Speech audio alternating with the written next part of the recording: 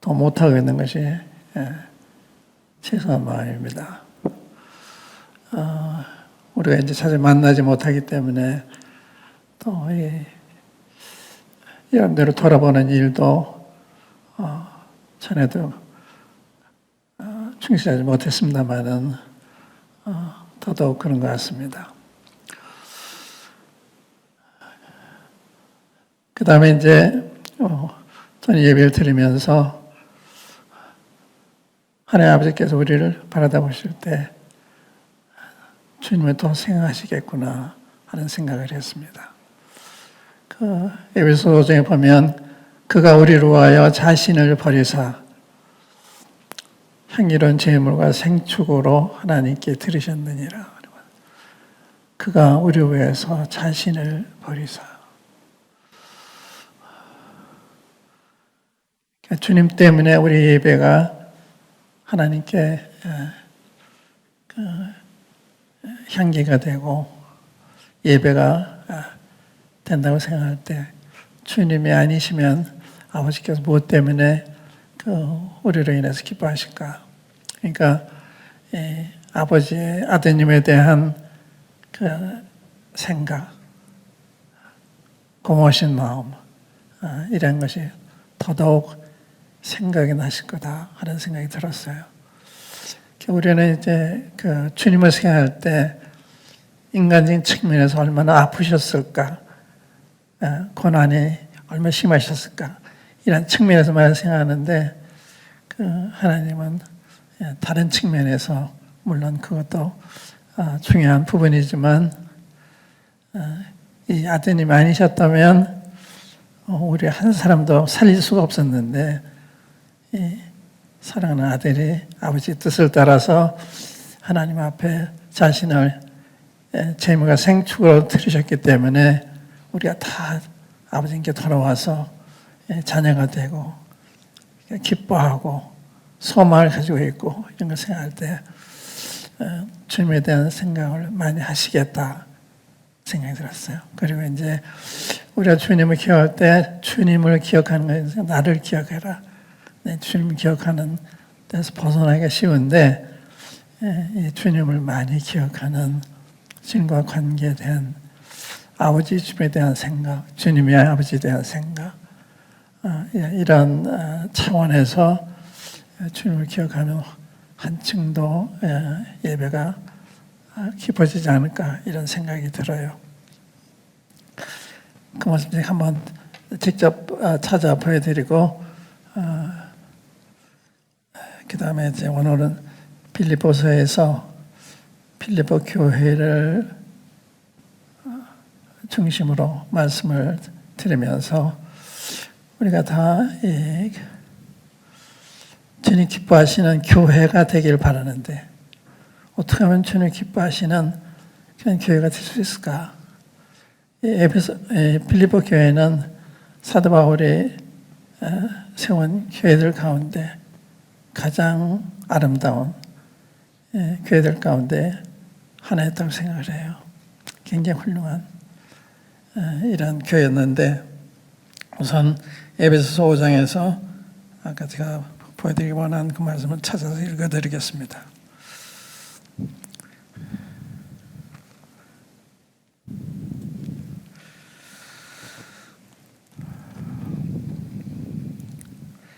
(5장) 하반절에 그는 우리를 위하여 자신을 버리사 참 감동이 되죠. 우리를 위해 자신을 버리사 향기로운 제물과 생축으로 하나님께 드리셨느니라. 우리가 이제 그 에베소 요한복음 4장에도 아버지께서는 신령과 진정을 예배하는 자를 찾으신다. 아버지께 예배할 때가 이르나니 곧 이때다 이런 말씀하셨는데 이 진정이라는 말씀이 주님을 의미하는 게 아닐까. 원래 이제 진리란 말이거든. 신령과 진리로 신령이란 말은 성령 혹은 영적으로 성령 안에서 드리고 그리스도로 통해서 드리는 그 때문에 그 아버지께 참되 예배할 때가 이르렀다. 바로 지금이다. 이런 말씀을 하시다는 생각이 들어요. 그래서 주님을 통하지 않는 예배가 성립이 안 되는 거죠. 그러니까 주님 때문에 우리 항상 주님 앞에, 아버지 앞에 감사하고 주님에 인해서 감사하고 그래야 마땅하다는 생각이 들어요. 우리가 이제 코로나가 장기화되면서 우리 믿음에 대해서 걱정하는 마음이 생깁니다.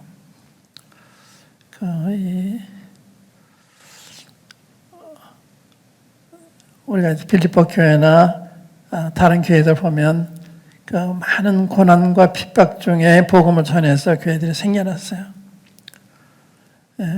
그 외에도 계속 주목을 받고 이 고난을 당했는데 사도가 그걸 굉장히 염려했습니다.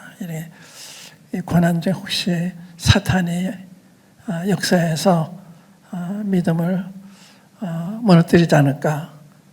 그래서 디모데를 보내는 이런 장면이 나오는데 우리 데살로니가전서 3장 한번 열어보시면 그 염려하는 마음과 또 이게 우리와도 관계가 되는 걸 생각할 수가 있는데 데살로니가전서 3장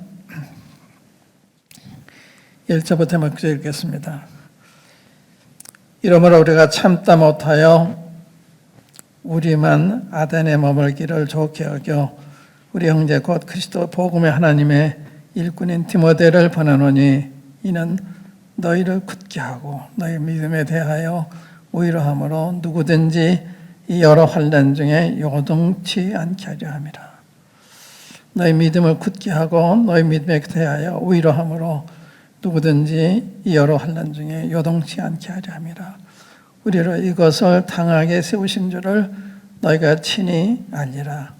우리가 너희와 함께 있을 때 장차 받을 환난을 너희에게 미리 말했더니 과연 그렇게 된 것을 너희가 아느니라. 이러므로 나도 참다 못하여 너희 믿음을 알기 위하여 보내었노니 이는 혹 시험하는 자가 너희를 시험하여 우리 수고를 헛되게 할까 두려움이라. 그러니까 이 환난 가운데 우리의 믿음이 요동할 수가 있고 사단의 시험 받을 수가 있기 때문에 이제 이런 데 대해서 이런 데서 벗어나기 위해서 믿음을 굳게 하고 위로하는 게 필요하다 이렇게 생각을 했는데 우리 빌립보서를 보면 여기 이제 그 데살로니가전서 2장에도 그 나옵니다만은 2장에 보면 이런 말씀 나오죠. 2절에 보면 너희가 아는 바와 같이 데살로니가전서 2장 2절입니다. 너희 아는 바와 같이 우리가 먼저 빌립보에서 고난과 능력을 당하였으나 우리 하나님을 힘입어 많은 싸움 중에 하나님의 복음을 너희에게 말하노라.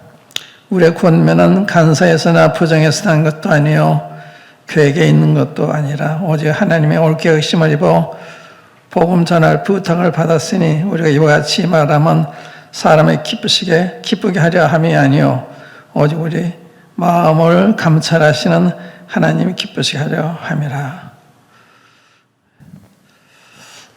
그래서 이 빌립보의 복음이 전해질 때 이게 쉽게 전해진 게 아니라 많은 고난 중에 전해졌다 그런 말씀입니다. 우리 사도행전 16장을 보시면 빌립보 교회가 어떻게 복음을 듣고 세워지게 됐는가 하는 그 배경을 볼 수가 있는데 한번 사도행전 16장을 열어보시기 바랍니다.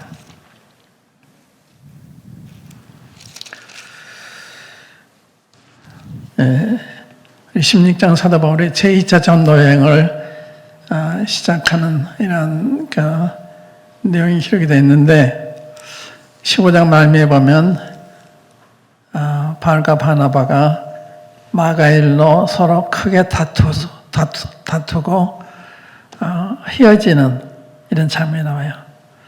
이게 대해서 이제 우리 처음 봤을 때 어떻게 이런 일이 있을 수가 있나, 이게 무슨 뜻인가, 이렇게 훌륭한 분들도 이렇게 다퉜나 이런 생각할 수가 있는데 가만히 보면 이 다툼은요 아빠 엄마가 다툰 자식을 인해서 그런 장면이에요. 그래서 바울은 아버지 같고 바나바는 어머니 같고 그냥 누가 옳고 그런 것보다는 그런 측면에서 봤을 때 이해가 되는, 그러니까 그 두 분의 그런 그 태도로 인해서 마가가 나중에 회복이 된 게 아닌가 생각이 돼요. 그러니까 바울의 엄한 그 대함과 바나바가 엄마같이 품어주는 그런 자비, 용서, 긍휼적인 이것이 이제 다시 마가를 소진 게 아닌가 생각이 되는데, 여기 놀라운 것은 보통 사람들은 감정으로 다퉈요. 감정으로. 자, 이해관계를 따라서. 이분 그게 아니에요.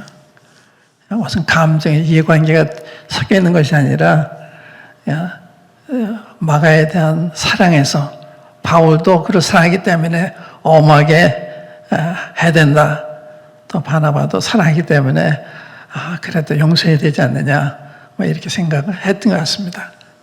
좋은 면을 보여주는데, 그래서 이제 바나바는 이제 그 마가를 데리고 구브로로 가고, 이제 바울은 신라와 함께 제2차 떠나요. 그 장면입니다. 제2차 전쟁에 떠났는데, 그 16장 1절, 2절, 3절에 보면 디모데에 대한 얘기가 디모데, 우리 믿음의 본이 되는 이런 분인데, 바울이 더베아 루스드라에도 이름에 거기 디모데라 하는 제자가 있으니 그 모친은 믿는 유대 여자요 부친은 헬라인이라. 디모데는 루스드라와 이고니에 있는 형제들에게 칭찬받는 자니 바울이 그를 데리고 떠나고자 할새 그 지경에 있는 유대인으로 인하여 그를 데려다가 할례를 행하니, 여기 디모데에 대해서 그 약간 이렇게 소개되어 있는데, 결손 가정의 자녀입니다. 그 아버지는 헬라인이고 어머니는 유대인이고, 그러니까 유대인들이 이벤과 결혼하는 게 허락이 안 된 거거든요. 그러니까 잘못된 결혼 가운데서 자랐는데, 어머니가 참 경건하시기 때문에 그 외조모와 함께 어릴 적부터 성령을 가르쳤어요. 그래가지고 훌륭한 디모데가 됐는데, 그런 배경을 볼 수가 있는데, 근데 이 디모데가 루스와 이고니에 형제들에게 칭찬을 받았다. 어떤 데 보면 신망을 얻었다. 호평을 받았다. 이렇게도 번역이 돼요. 호평을 받았다. 신망을 얻었다. 그러니까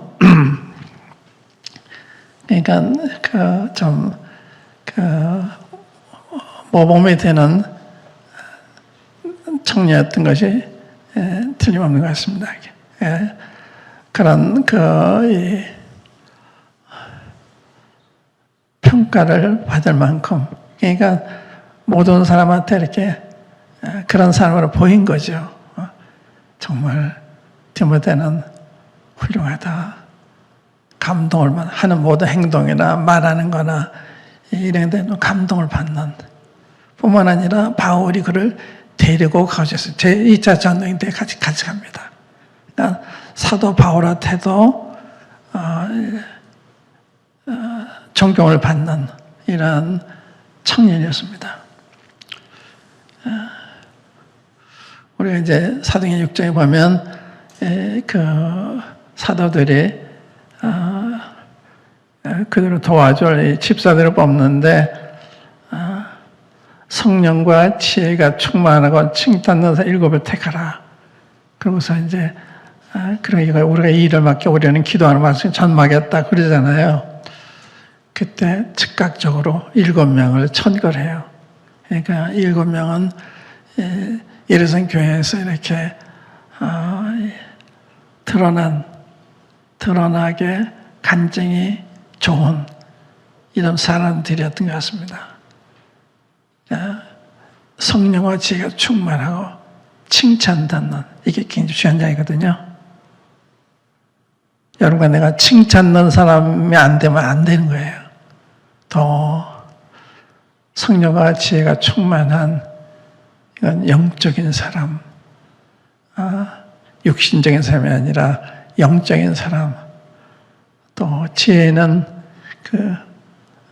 하나님을 경외하는 사람, 또 하나님 말씀을 잘 분별하는 사람, 이렇게 이제 생각이 될 수가 있는데, 이 사람들을 이제 뽑아서 집사를 세우잖아요. 그러니까 모범이 되는 성도들을 천거해서 집사가 돼요.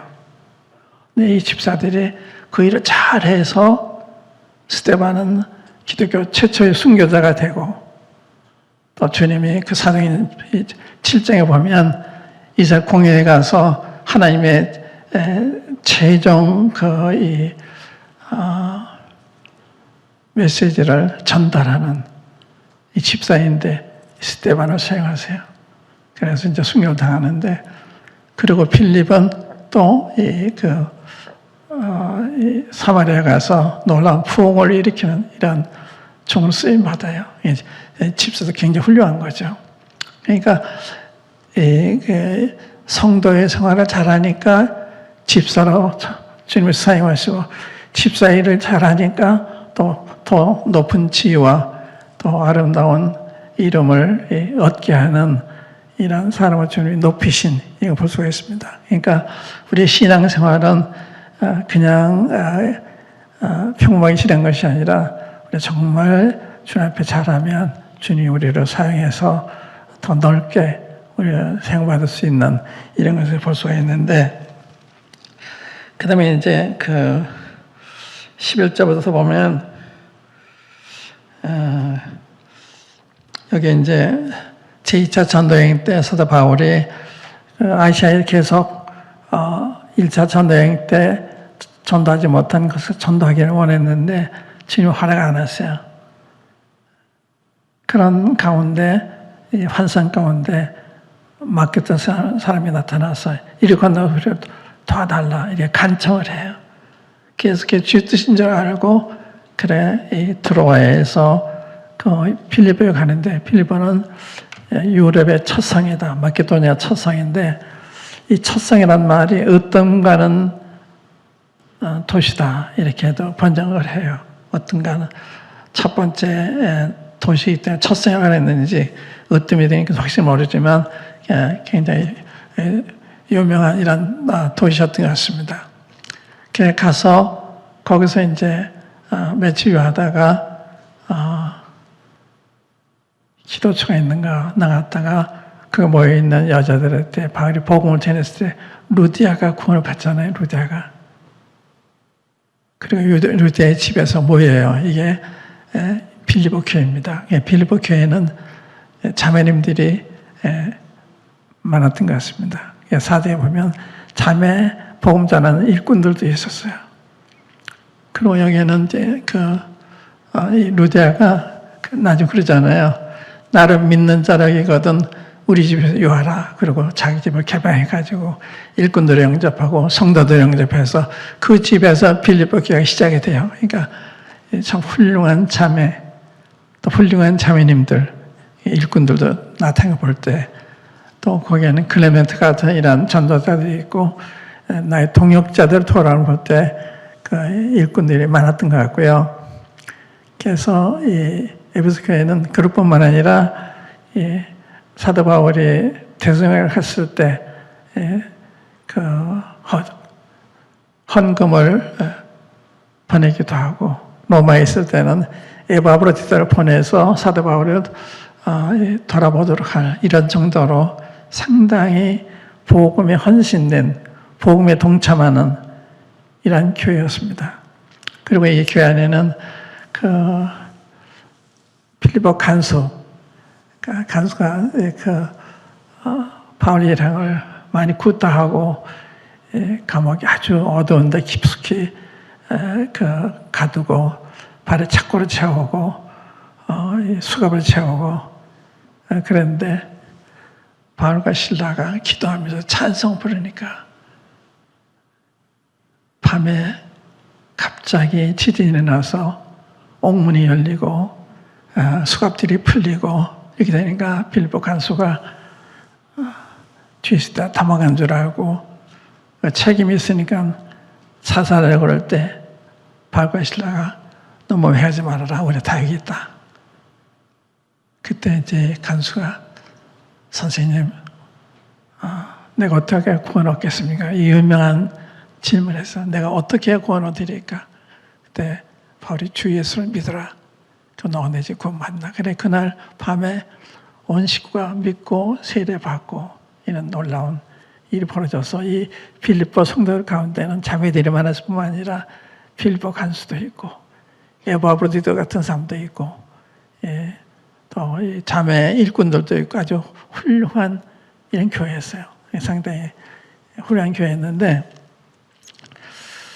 그래서 우리가 빌립보서 1장 한번 보시면 교회 구조를 볼 수가 있는데 교회가 참 정상적으로 세워졌구나 하는 걸 볼 수가 있는데 1절에 보시면 그리스도 예수의 종 바울과 디모데는 그리스도 예수 안에서 빌립보에 사는 모든 성도와 또는 감독들과 집사들에게 편지하노라 하노니 여기 빌립보 교회는 성도들, 감독들, 집사들로 구성이 되어 있는 이 교회에서 정상적인 교회죠. 근데 중요한 건 이게 성도들이 중요한 거예요. 성도들. 그래서 맨 먼저 성도들 언급되고 그냥 감독들 언급되고 집사들 언급됐는데 감독들은 성도들 위해서 있는 거잖아요. 성도들이 감독들에 있는 게 아니라 감독들이 성도들을 감독하기 위해 있는 거예요. 그러니까 대통령이 백성의 신보인 것처럼. 근데 이게 장관들이 다 공복이란 말이 그 말이거든요. 다 종들인데 지금은 군세자들이 된 것처럼 교회도 그렇게 바뀌어져 가는 그런 성도들과 감독들과 집사들 이렇게 구성이 된 게 정상적인 교회입니다. 성도들, 감독들, 집사들, 감독들은 장로들은 목자들. 그래서 이 목자, 감독, 장로가 동일인물이잖아요.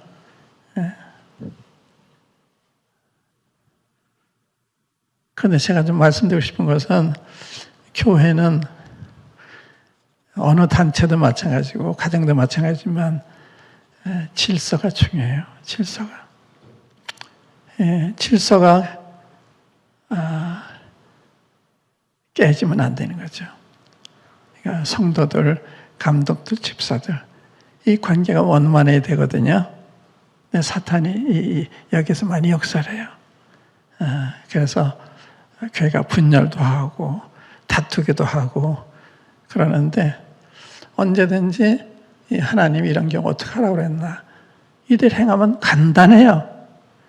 그런데 사람 생각이 나오면 이게 복잡해져요. 사람 생각을 개입하면 안 돼요. 주님이 이런 경우에 어떻게 하라고 그러셨나? 항상 이 질문 하셔야 되거든요. 어떻게 하는 게 주님 앞에 영광이 되겠나? 어떻게 하는 게 사탄을 막을 수가 있나? 그렇지 않으면 내가 옳다고 하는 일이 사탄에게 틈을 주면 교회를 분열시킬 수도 있고 약화시킬 수도 있고 나쁜 감정을 초래할 수도 있습니다. 그 때문에 감독들의 위치, 집사들의 위치, 성도의 위치 대단히 중요한 거거든요. 근데 그 말씀을 들고 싶은 거예요. 가정에서 부부가 하나가 되잖아요. 하나가 안 되면 가정이 못 쓰는 거예요. 다투는 가정이 설 수가 없어요. 그러니까 중요한 건 다투면 안 되는 거예요. 교회도 다투면 안 되는 거예요. 어떤 이유로도 다투면 안 되는 거예요. 왜 다투요? 그렇기 때문에 언제든지 그 말씀을 따라서 하면 답이 항상 거기 있어요. 그렇기 때문에 감독들은 감독들의 위치를 잘 지켜야 되고 집사들은 집사의 위치를 잘 지켜야 되고 성도들은 성도의 위치를 잘 지켜야 되고 그래서 교회에서는 이 일을 결정할 때 이제 이게 어려운 건데 결정할 때 어려운 게 아니에요. 간단해요. 말씀은 간단한데 그 말씀을 벗어나니까 복잡해져요. 어렵고. 그러니까 이제 교회 문제 결정할 때는 성도들을 통해서도 역사할 수도 있어요. 집사들은 역사할 수도 있습니다.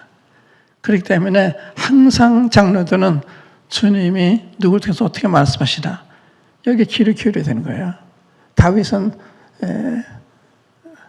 10대 소년이었지만 하나님께서 다윗을 통해서 자기 백성을 보호하고 구원하시잖아요. 그러니까 주님은 어린 사람 쓸 수도 있고 자매님을 쓸 수도 있고 다 쓸 수가 있는 거예요. 그렇기 때문에 장로들이 거기에 대한 경청이 필요한 거죠. 이렇게 주님이 어떻게 말씀하시나 이게 굉장히 중요한 거거든요. 내 생각이 어떠냐 중요한 게 아니고 그래서 형제 자매님들이 교회 일에 대해서 여러분들이 분별을 얘기할 수 있습니다. 그러나 주장하면 안 돼요. 이게 순서입니다. 또 형제들이 교회 일에 대해서 분별을 얘기할 수 있어요. 주장하면 안 됩니다. 장로들이 결정하는 거예요. 또 장로들이 다 다르잖아요. 은사 다르고 경험도 다르고 그렇기 때문에 장로들이 한마디만 뛰어도 어떻게 해야 되느냐? 어떻게 해야 돼요? 언제든 장로의 분별을 존중하는 게 도리입니다. 도리. 그거는 믿음이 어린 사람이 당연히 그런 마음을 가져야 되는 거죠. 그런데 똑같은 장로이기 때문에 주장하면 안 되는 거예요. 의견치를 할 수 있어요. 그러나 결정은 원내는 장로들이 재량껏 할 수 있도록 자유를 주고 존중하고 들어보고 그리고 또 먼저 된 사람은 나 먼저 때만 따르라. 그러면 안 되는 거죠. 항상 다른 동료 장로들이 어떻게 생각하나 잘 들어보고 분별하고 그러고 나서도 이런 게 좋을 것 같습니다 하면 따라야 되는 거예요. 그런데 그렇지 않을 게 어떻게 되느냐? 사단이 틈을 타는 거예요. 그게 분열이 날 수도 있어요. 근데 그게 굉장히 중요한 거거든요. 그렇기 때문에 교회 일을 결정할 때는 언제든지 이러한 절차와 순서를 따라서 하면 문제가 없어요. 그게 도리거든요. 근데 그걸 망각하면 안 되는 거예요. 망각하면 안 되는 거예요. 그래서 로마서 12장에 보면 내가 하나님이 내게 주신 은혜를 따라서 너희 중 각 사람이 구하나니 하나님께서 각 사람에 나누신 믿음의 분량대로 지혜롭게 생각하는 말씀이 있죠. 믿음의 분량, 그게 분수예요. 믿음의 분량을 따라서 지혜롭게, 어지럽게, 적절하게 생활하는 거예요. 자기를 과대평가하지도 말고 과소평가하지도 말고 그러니까 자기 분수를 따라서 이만 문제가 없는 거예요. 이 분수를 따라 문제가 되는 거죠. 그래서 장로들이 한마음한테 어떻게 하느냐? 기다려야 된다든지 먼저는 장로의 얘기를 듣는다든지 그래야 되는 거예요. 그런 가운데 진행을 하면 문제가 생겨요. 그런데 진행하면 안 되고 기다리든지 먼저는 장로의 이야기를 따른다든지 그렇게 중요해요. 그런 걸 내 말씀을 들으시고 그 다음에 이제 빌립보서 이 교회가 참 훌륭한 교회라고 말씀드렸죠. 사도 바울은 이 빌립보 성도 생활 때마다 감사한 거예요. 기도할 때마다 마음이 기쁜 거예요. 부담이 되는 게 아니라 기쁜 거예요. 이게 훌륭한 교회였습니다. 어떻게 이런 교회가 됐나? 이 교회는 특징 안에 있어요. 이 복음에 동참하는. 그래서 거기 3절, 4절, 5절을 보시면 내가 너희를 생각할 때마다 나의 하나님께 감사하며 간구할 때마다 너희 무리를 위하여 기쁨으로 항상 간구하면 첫날부터 이제까지 복음이 너희가 교제함을 인함이라. 한 절 더 읽게. 너희 속에 착한 일을 시작하시니까 그리스도 예수의 날까지 이루실 줄을 우리가 확신하노라.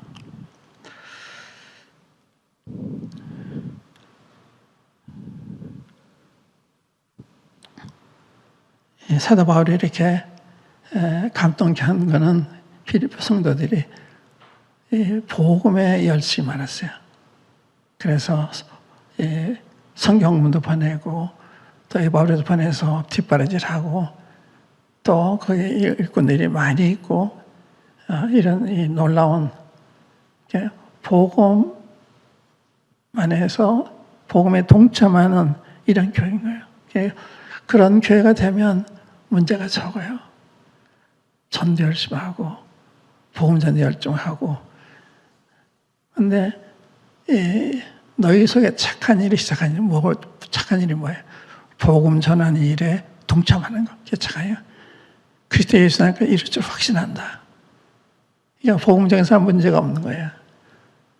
영혼을 사랑하고 복음을 전하는 사람은 별 문제가 없어요. 근데 일 안 할 때 이제 문제가 있어요. 네, 이게 이제 굉장히 중요하죠. 그래서 너희 속에 착한 일을 시작하시니까 그래서 예수 안에까지 이룰 줄 확신한다. 굉장히 좋은 신뢰를 받는 거죠. 그 다음에 이제 그 뒤에 보면 사도 바울이 이제 기도하는 장면이 나오는데,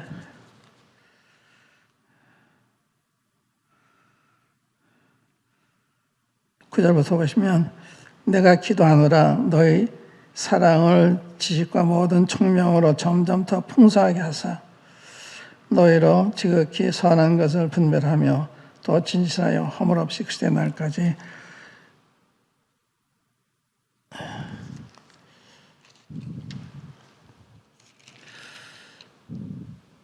이르고 예수 그리스도로 말미암아 의의 열매가 가득하여 하나님께 영광과 찬송이 되게 하시기를 원하라.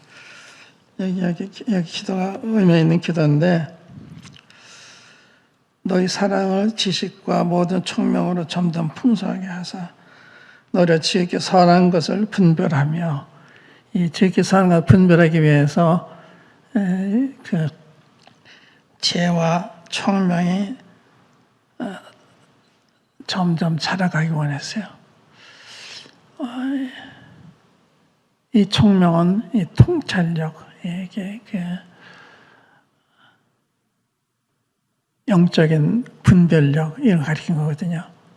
왜 이런 얘기 하냐면, 그 뒤에 보면 이 필리포 교회 안에 이렇게 좋은 교회인데도 거기에 이 불순한 마음을 가진 형제들이 있었던 거예요.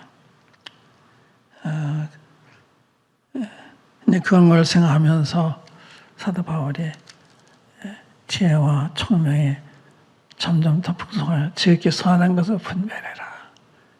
지극히 선한 거, 그게 괜찮은 게 아니라 지극히 선한 거. 그러니까 우리가 이제 어떤 문제를 이렇게 결정할 때 이게 지극히 선한 것이 뭐냐. 전에 제가 노량진에 있을 때 겨울에 김장을 하는데, 그 형제님이 지금 주님께로 가셨습니다만은 좀 이렇게 말을 듣는 이런 형제님이셨는데, 그때 교회 사택에 사셨어요. 근데 배추를 김치를 담는데 배추 좀 달라고 그런다는 거예요. 배추 달라고. 그럴 수도 있죠. 근데 자매님들이 저한테 와서 못마땅해서 얘기하는 거예요. 그래서 제가 이 말씀 인용해가지고 좀 도와주길 바라는데 안 도와주면 서두르지 않겠냐.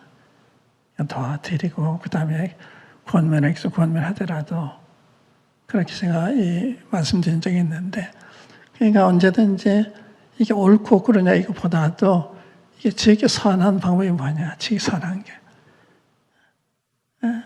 그러니까 우리가 이제 옳고 그러면 얘기하면 냉정할 수도 있고 실족시킬 수도 있고, 그래서 결과적으로 이것이 형제에게 감동이 되고 위로가 되고 그러면 좋은 거죠. 그러니까 이제 그런 성도를 대할 땐 그런 사랑과 자비와 관용과 이제 이런 게 필요하다는 생각이 들어요.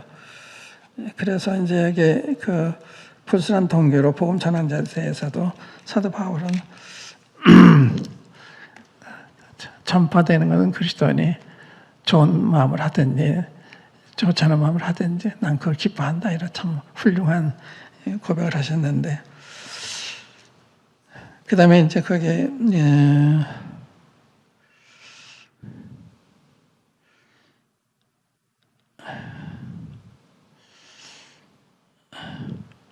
사도 바울이 이제 지금 로마 옥중에서 이 편지 썼잖아요. 그래서 언제 이제 처형을 당할지도 모르기 때문에 그는 항상 끝까지 이런 환난 중에도 주님 앞에 영광이 되길 바라서 그 놀라운 고백을 했는데, 그 20절에 보면 나의 간절한 기대와 소망을 따라 아무 일에든지 부끄럽지 아니하고 오직 전과 같이 이제도 온전히 담대하여 살든지 죽든지 내 몸에서 그리스도가 존귀되게 하려 하나니 이는 내게 사는 것은 그리스도니 죽는 것도 유익함이라.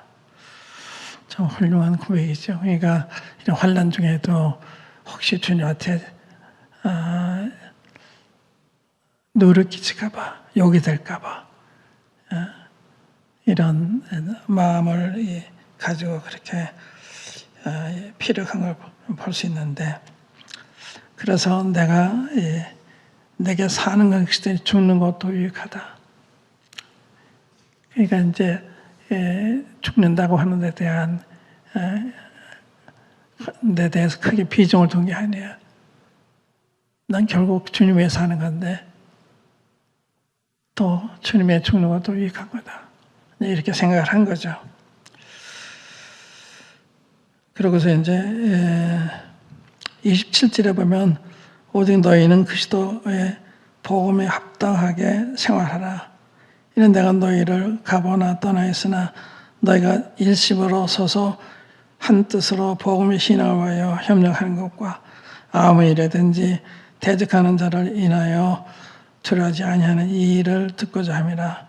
이것이 저에게는 멸망의 빈거요 너희에게는 구원의 빈거니 이는 하나님께로부터 난 것이니라. 그때 복음에 합당하게 생활하라. 이게 이제 이 코로나 시대, 핍박의 시대, 이때 이제 핍박 때문에 이제 문제가 되죠. 우리는 이제 핍박은 아니고 그 전염병에 걸릴까봐 이런 가운데 있는 이제 우리들한테 생각할 수 있는, 그때 복음에 합당하게 생활하면 다른 문제가 해결이 되는 거예요. 근데 이제 이 생활 안 할 때는 여러 가지 점에서 시험 받을 수가 있거든요. 그래서 이게 그때 복음을 합당하게 생활이 뭐냐? 한 마음 한 뜻으로, 그렇죠.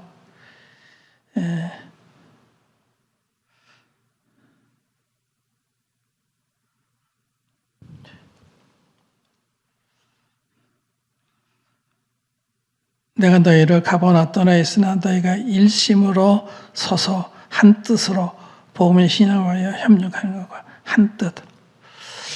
다른 데만 마음으로 그리스도 안에서 합해라. 어떻게 합해요? 마음이 겸손하면 되는 거예요. 겸손하면. 그러니까 이제 보면 너희가 이 마음을 품으라. 곧 그리스도 예수의 마음이니. 그래서 우리가 그리스도의 마음을 품으면 주 안에서 합해져요. 근데 그 마음을 떠나면 이게 어려워지는 거죠. 그래서 이 장에 굉장히 바울 형님이 그 주님의 마음을 소개했는데, 근데 4장에 보면 요디게와 순독의 두 자매가 이렇게 서로 불화 가운데 있었어요. 좋은 자매들인데 그 나중에 저더러 도우라고도 그러잖아요. 그러니까 이 복음에 수고하는 자매인데 어떻게 그 서로 오해가 됐는지 불화가 생겼어요. 그때 사도 바울이 따지지 않고 그리스도의 마음을 품어라. 주님이 원래 하나님의 본체시지만 하나님과 동등 자기를 여기지 아니하고 자기를 비워 종형체를 가지고 사람같이 되었고 또 죽기까지 복장하시고 십자가에 죽으시고 이런 얘기를 들을 때 얼마나 감동했어요. 주님이 이런 분이신데도 자기를 저렇게 낮추셨는데 나는 뭔가. 이게 다 굉장히 중요한 거예요. 그러니까 그리스도의 마음을 품는다. 이게 중요한 거거든요. 이러면 복음의 신앙에서 협력하는 게 어려운 일이 아니에요. 또 우리가 화해하는 게 어려운 일이 아니에요. 한 마음을 가지는 게 어려운 게 아니에요. 그러니까 이제 이런 마음의 상태가 중요한 거거든요. 그리고 이제 지금은 잘 모이지 못하는 때이기 때문에 우리 영적 상태가 좀 정상에 모일 때만 못할 수도 있습니다. 그렇기 때문에 우리 마음이 영적으로 약해져 있을 수도 있어요. 그렇기 때문에 굉장히 조심해야 되거든요. 영적인 일에 굉장히 조심해야 되는 거예요. 영적인 일에 있어서. 그래서 이 복음의 신앙에서 협력하는 거, 또 이 아무 일에든지 대적하는 자에 인하여 두려워하는 것은 두려워하지 아니하는 일을 듣고자 함이라. 이 두려워하는 것도 이게 문제라. 코로나에 대해 두려워한다든지. 근데 코로나 너무 두려워해요. 하나님보다 더 두려워해요. 그래서 제가 이제 어느 분한테 시편 91편을 우리에게 시편 기자 이런 믿음이 필요한 것 같습니다 하고 보냈더니 감동을 받았어요. 91편 보면 우리가 이 지존자의 의미라는 거 하면 전능자의 그날에 가는 전능자가 우리 보호하신다. 그래서 천만인이 다 쓰러져도 우리한테 오지 않는다는 거예요. 그러니까 주의를 하면서 그것이 우리 올까봐 전전긍긍하고 주님 보호는 어디 갔어요? 주님 피난처가 되시는데 그러니까 이제 너무 지나치게 우리가 방역을 해야 되죠. 안 해도 된단 말이 아니라 그건 하되 더 중요한 건 하나님과 관계가 더 중요한 거예요. 하나님 우리를 보호하셔야지. 하나님 우리를 지키셔야지. 여기에 역점을 둬야 되는데 이제 이거는 이것보다 더 코로나에 대해서 신경 쓰면 그건 순서가 맞지 않는 거죠. 그러니까 방역 자체는 철저해야 돼요. 남을 위해서 해야 되고 나는 괜찮아 남이 걱정할까 봐 해야 되는 거예요. 그러나 우리는 이제 주님 계시잖아요. 주님 함께 하시는데 이렇게 침탈 수가 있어요? 못하는 거예요. 전에도 이제 만찬할 때요. 그 잔을 마실 때 어떤 장로님들이 혹시 그 병이 전염이 될까 봐 각자나 쓰자고 이렇게 주장하는 경우가 있었는데 그때 아니 그 잔을 마시는데 병이 전염이 됐나?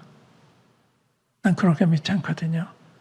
그렇다고 그런 사람 그냥 마시던데 그런 뜻이 아니에요. 그런 사람은 자기 잔을 가져와서 따라서 마셔야 되겠죠. 그런 거는. 그러나 이제 주님의 일을 할 때 사탄이 개입할 수 있느냐? 그런 건 아니에요. 그러니까 이제 그렇게 생각하면 안 돼요. 주님 함께 하시면 접근을 못 하는 거예요. 병이 달아나는 거예요. 저는 이제 이 폐병 3개월 이제 말기에 이제 죽어가는 사람 전도해달라고 해서 이렇게 맞이한 전도한 적이 있어요. 결핵 말기면 이 균이 막 발산되는 그런 때래요. 마주 앉아서 그 과일을 먹으면서 했는데 괜찮아요. 그냥 주님이 지키면 되는 거예요. 그러니까 그런 걸 생각하셔야 돼요. 그렇다고 그렇게 무모하게 그런 건 아니지만 이제 그런 경우에는 그럴 수도 있다. 주님이 우리를 보호하시니까. 근데 너무 하나님마다 코로나를 더 두려워하니까 이거 뭐예요? 그리스도인은 그런데 처해야 되고 담대해야 되고 그래야 되잖아요. 이제 그런 게 이제 필요하고요. 그다음에 이제 이 장에 그 너의 이 마음을 품을 그 그리스도 예수의 마음이니 5절부터 얼마나 놀라워요. 너의 이 마음을 품을 곧 그리스도 예수의 마음이다. 그리스도 예수의 마음을 품어라. 이게 우리에게 필요한 거죠. 범사에. 이 마음이 우리 가운데 있을 때 문제가 안 돼요. 겸손은 남에게 신뢰되는 일을 하지 않는, 걸리는 일을 하지 않는 게 겸손입니다. 오는 뭐냐? 남이 걸리는 했을 때 그걸 참아주고 받아주고 기다려주고 용납해주는 게 온유예요. 그러니까 그런 마음이 있으면 문제가 안 되잖아요. 그러니까 이게 이제 이 마음 품으라. 굉장히 중요한 말씀을 생각이 되고요. 그래서 여기 이제 12절부터는 그러므로 나의 사랑하는 자들아 너희가 나 있을 때뿐만 아니라 더욱 지금 나 없을 때에도 항상 복종하여 두렵고 떨림으로 너희 구원을 이루라. 이게 이제 우리 항상 필요한 거죠. 두렵고 떨림 구원을 이루란 말은 구원을 완성하란 말이 아니라 받은 구원을 나타내라. 그런 거거든요. 그러니까 이 구원 받았기 때문에 막 살아야 되는 게 아니죠. 구원받은 사람처럼 살아야 되는 거죠. 그래, 항상 복종한다. 이게 중요해요. 복종한다. 복종에 두렵고 떨림으로 내 구원을 이루라. 너희 안에 생하시니 이는 하나님이시니 제 깊은 뜻을 위하여 너희로 소원을 두고 행하게 하시나니 모든 일은 원망과 시비가 없이 하라. 모든 일을 우리가 가정에서든지 교회에서든지 교회 대녀입니다만은 원망과 시비가 없이 좋은 마음으로 불평하는 마음이 아니고 그러면 그 시험 받는 거거든요. 이런 게 다 중요한 말씀이에요. 그 다음에 이제 3장으로 넘어가면 이제 여기 율법주의자들 이런 사람들을 이제 의식하고서 경계하는 말씀인데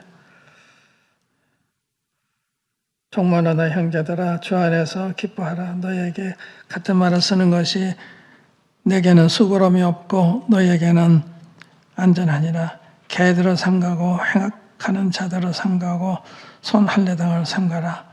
하나님의 성령으로 봉사하며 그리스도 예수로 자랑하고 육체를 신뢰하지 아니하는 우리가 곧 할례당이라.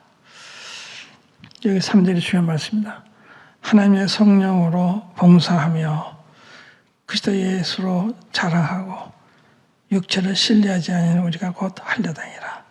이 손 할례당들이 자기 할례받은 거 가지고 이렇게 교만해하고 나타내려고 하고 그렇지 않은 사람들을 멸시하고 그러기 때문에 이 참 할례는 그게 아니다. 성령을 봉사하고 그리스도 예수로 자랑하고 육체를 신뢰하지 않는 이것이 참 할례다. 이제 그런 영적 면을 이제 얘기한 거죠. 그리고 이제 자기가 이렇게 육신을 신뢰할 만한 게 있지만 그도 아는 지식이 가장 고사하기 때문에 자기 유익하는 모든 것을 배설물려야겠다. 그러니까 주님 얼마나 훌륭한 분을 생각하면 내가 잘한 거는 내놓을 수가 없는 거예요. 내가 잘한 거라든지 내 배경이라든지 내놓을 수가 없는 거예요. 그런 뜻이거든요. 그러니까 주님을 아는 일에 힘을 쓰면 그건 주님을 닮는 거죠. 그러니까 주님을 닮으면 주님 같은 아름다운 감정이 나타나게 된 거잖아요. 그다음에 이제 4장에 보면은 1절 보세요. 그러므로 나의 사랑하고 사모하는 형제들, 나의 기쁘며 멸려고 하는 사랑하는 자들아, 이와 같이 주 안에서 살아. 사도 바울이 얼마나 고린도 성도를 사랑했는가. 이거는 애인간에 할 수 있는 고백입니다. 나의 기쁨과 나의 멸류관이다. 그러니까 사도 바울이 성도들은 이렇게 귀한 거예요. 그래서 데스가스에 보면 내가 너희를 위해서 복음으로만 아니라 내 목숨까지 주기를 즐겨하면 너희가 나의 사랑하는 자 됨이라. 사랑하기 때문에 복음만 아니라 내 목숨까지 다 주고 싶은 이게 이제 그리스도 안에서 우리가 충만할 때 나타나는 현상이잖아요. 이렇게 필리포 성도도 사도 바울을 존중히 여겼고 사도 바울도 필리포 성도 이렇게 자랑스럽게 감사하게 또 이 사랑스러운 대상으로 이렇게 생각을 했습니다. 그런데 여기 이제 2절에 보면 유오디아와 순두개가 한 마음이 안 돼서 주 안에서 같은 마음을 품으라. 이게 같은 마음을 품으려면 아까 말씀한 2장에 있는 말씀대로 그리스도에서의 마음을 품으면 어려운 게 아니에요. 그 문제 항상 나한테 있는 거예요. 나한테. 왜 문제는 항상 이게 남한테 대당 생각하기 쉬운데 그게 죄의 성향입니다. 주님 앞에 있는 사람은 내가 문제야. 주님을 멀리 하게 되면 날 문제가 되는 거예요. 그래서 주님이 아담한테 와서 너 왜 따먹지 마, 다 먹었어. 그러니까 하나님 주신 여자가 줘서 먹었습니다. 변명하잖아요. 하와도 똑같이 변명하잖아요. 그러니까 이게 죄의 성향에 이렇게 변명하는 거, 책임 전가하는 거. 그러니까 주 앞에 있으면 내가 잘못이다. 그러니까 내가 잘못이다. 그러니까 부부간에도 문제가 있을 때 내가 잘못했던 사람이 주님께 돌아온 사람이에요. 나 옳다는 사람은 아직도 주님께 돌아오지 않은 사람이죠. 주님께 돌아와서 왜 그러냐? 남편들 아내 살아가기를 그리스도 교회를 사랑해서 왜 자기 주신같이 사랑? 여기 비해보면 내가 잘못했죠. 그리스도 사랑 같으면 내 아내 사랑하지 못했으니까. 또 아내는 남편이 복종하기를 주님께 하라 못했으니까. 서로 잘못했다고 하는 사람이 옳은 사람이에요. 옳다는 사람은 옳은 사람이 아니에요. 그러니까 주 안에서 마파라면 장긴 참 아름다운 마음이죠. 왜냐하면 주님의 마음을 품기 때문에 이 가능하니까. 그리고 3절에 보면 또 참으로 너희 멍에를 같이 한자 내게 구하노니 복음에 나와 함께 힘쓰던 저 부녀들을 돕고 또한 그네만도와 그 외에 나의 동역자들을 도우라. 그 이름들이 생명책에 있느니라. 참 그러니까 이 교회 안에는 복음 일꾼들이 여러 명 있었던 것 같아요. 자매들도 계셨고 도우라는 거예요. 그러니까 그 상당히 복음적인 복음을 사랑하는 영혼을 사랑하는 이런 교회였는데 이러한 교회이기 때문에 아름다운 교회가 된 거죠. 그러니까 우리가 복음에 열심히 하는 선교에 관심을 가지고 또 전도에 관심을 가지고 그런 교회가 돼야 되죠. 제가 이 주중에 저 인천 성도교회를 가고 있잖아요. 기도하는 거 보면요. 그 선교사들을 많이 언급하죠. 선교사들. 이렇게 상당히 복음적인 그 선교 열심히 하는 이런 걸 제가 볼 수가 있어요. 그 기도서를 들을 때. 그러니까 우리의 관심이 어디에 있느냐. 우리 주변에 도움이 필요한 사람들이 많이 있거든요. 저 선교사 많이 들어와 있거든요. 선교사 들어와 있는데 어떻게 생활할까 이런 생각 해야 돼요. 들어와 있을 때. 그래서 우리가 도울 게 뭔가 교회적으로도 생각해야 되고 개인적으로 생각해야 되고 누가 돌아봐야 돼요.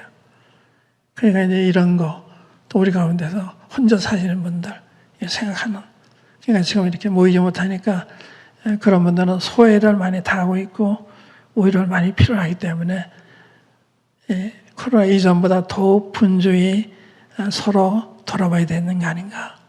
서로 분주히 연락하고 만나지 못하더라도 전화를 통해서라도 혹은 책자를 통해서라도 문자를 통해서라도 하는 길은 많아요. 얼마든지. 그래서 분주해서 성도들이 혼자 있다는 생각하지 않도록 정말 우리 형제님이 나를 돌보고 있구나. 나를 버리지 않았구나. 그래야 위로가 될 거 아니에요. 그래서 더 우리가 이런 때에 돌아봐야 된다. 그래 사탄의 시험에서 벗어나거든요. 그럼 사탄이 움직여요. 야, 성도들 나 잊어버렸나 보다. 시험 받거든요.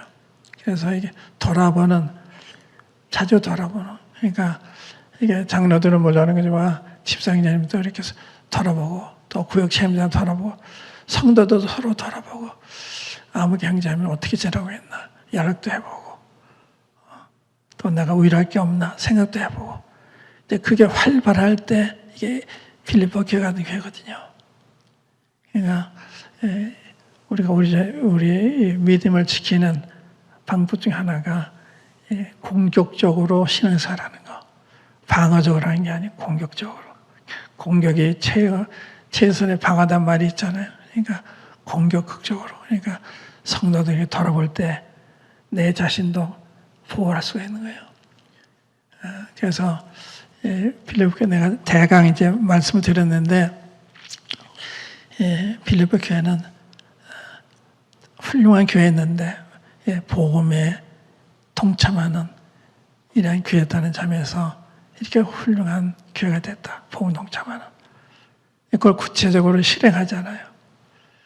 그래서 이제 그런 일에 열심히 하는 우리가 되길 바라고 제가 지난주인가 저 광주 그 광산교회 갔는데 갔다가 이제 저녁 때 그 광주 동북교회에서 하는 고려인들로 한 그 모임이 있어요. 고려인들한 모임이 있는데 고려인들로 해서 이렇게 장소 빌렸어요. 장소 빌려서 1,000만 원에 50만, 60만 원 이렇게 월세로 얻어가지고 그분들 언제라도 와서 거기서 쉬어가도록 거기서 모일 뿐만 아니라 그분들이 와서 거기서 자기 책도 보고 놀다도 가고 그런 제공했는데 제가 거기에 참석을 했습니다. 참석했는데 그게 귀하게 보이더라고요. 이 코로나 시대 전도할 대상들이 많지 않은데 고려인도로에서 이렇게 전에도 제가 가봤는데 꾸준히 지금 하고 있는 게 참 귀하게 보이더라고요.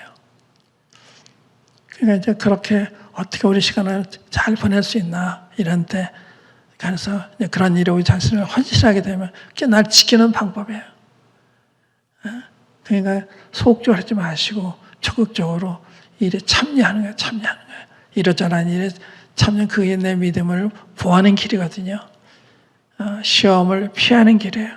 그렇지 않으면 한가할 때 사단이 시험하는 거거든요.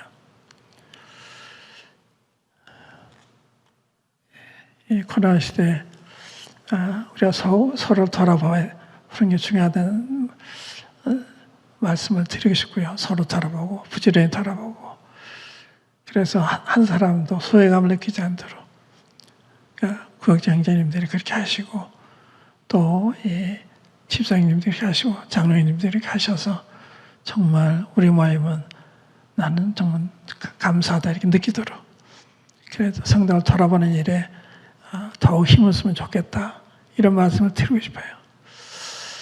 그러다가 오늘 인사드릴 일이 있는데 중요할 것이면 토요일 날 제가 미국에 갔다가 한 달여 동안 있다가 올 계획인데 빨리 올 수도 있고 좀 늦을 수도 있어요.